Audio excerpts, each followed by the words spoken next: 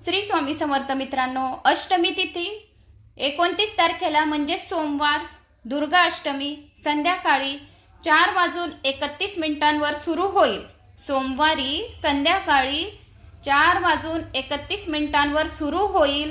तर ज्यांचे आरत्या आहेत दुर्गा अष्टमीच्या संध्याकाळी राहतात तर त्यांनी सोमवारी दुर्गा अष्टमीच्या आरत्या लावाव्यात, कारण की 30 तारखेला मंगळवारी संध्याकाळी 6:06 दुर्गा अष्टमीची समाप्ती आहे। तर आपल्याला सोमवारीच दुर्गा अष्टमीच्या आरती लावून घ्यायची। दुर्गा अष्टमीची महापूजा आपल्याला सोमवारी करायची। महानवमीची तिथी 1 तारखेला बुधवार। कन्यापूजन केव्हा करायचे? शुभ मुहूर्त 1 ऑक्टोबर सकाळी 5 वाजता शुभ मुहूर्त आहे, तर सुरू होईल। 1 ऑक्टोबर कन्यापूजनसाठी सकाळी 5 वाजता सुरू होईल, तर 10 वाजेपर्यंत आपण पहिले शुभ मुहूर्त कन्यापूजन करू शकतात। सकाळी 5 वाजता सुरू होईल तर 10 वाजेपर्यंत कन्यापूजन करू शकतात। दुसरा शुभ मुहूर्त कन्यापूजन असता 2 वाजता सुरू होईल, तर संध्याकाळी 4 वाजेपर्यंत महानवमी आहे। तर आपल्याला अशी ही दुर्गा अष्टमी आणि नवमी तिथीची पूजा करायची आहे। 2 ऑक्टोबर दसरा गुरुवार। विजय शुभ मुहूर्त अश्वपूजा म्हणजे सोने खरेदी करणे, गाडी वाहन, काही शुभ कामे जी काही असतील तर ते तुम्ही दसऱ्याच्या दिवशी शुभ मुहूर्तावर खरेदी करू शकतात।